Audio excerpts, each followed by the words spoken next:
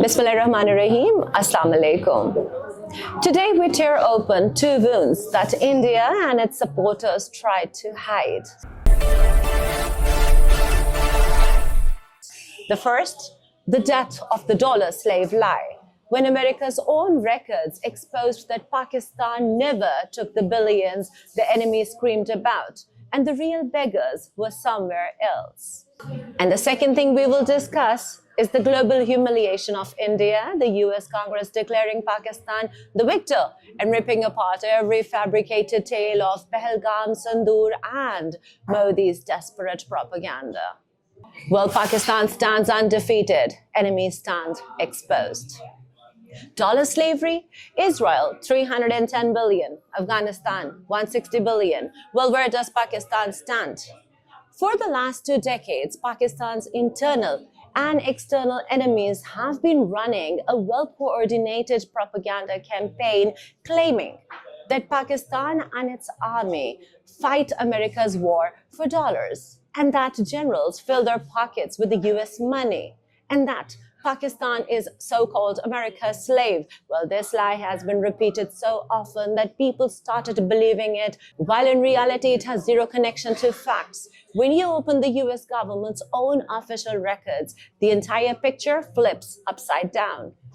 Well, according to the US Congressional Research Service and USAID's Green Book, the countries receiving the highest total economic and military aid from 1946 to 2024 are: number 1, Israel, approximately $310 billion. Egypt, approximately $170 billion. Afghanistan, almost $160 billion.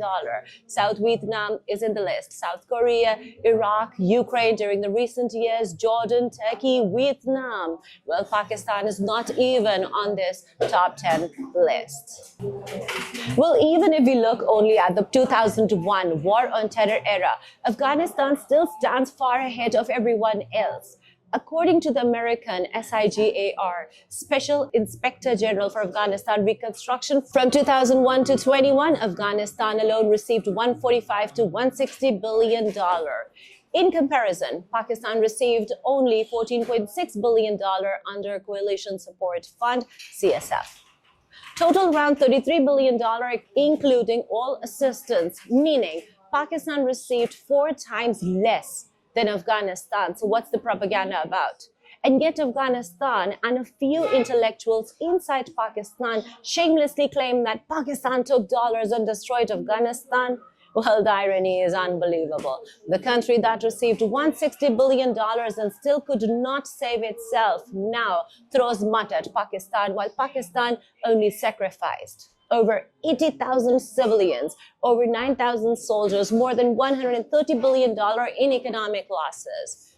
Economic Survey of Pakistan and the World Bank, let's discuss, hosted 3.5 million Afghan refugees for decades without the world ever paying the full cost. Well, these sacrifices are not made out of dollar slavery. These sacrifices are made for national security and sovereignty. Whenever the US tried to pressure Pakistan, cutting funds, issuing threats, shouting, "Do more," the Pakistan army still prioritized Pakistan's national interests. Operations like Zarb-e-Azab, Raddul Fasad, and the Fatah merger were done for the survival of Pakistan and not for American dollars. So get your facts straight. So the next time someone says the army eats the dollars, ask them just one question. Bruh, open the US government's own record. Who received $160 billion, Afghanistan or Pakistan? So in the face of all of you talking, Pakistan Zindabad, Pakistan Army, Zindabad. And now the global acknowledgement of India's humiliating defeat at the hands of Pakistan in the battle of truth. Mourning spreads across India. So what actually happened? The US Congress reports admission of the failure of Operation Sandur has triggered outrage among Indian leaders who are now tearing into Modi. Well, it had to happen. After the US Congress report came out, Indian opposition leader Jairam Ramesh of the Congress party lashed out at Modi.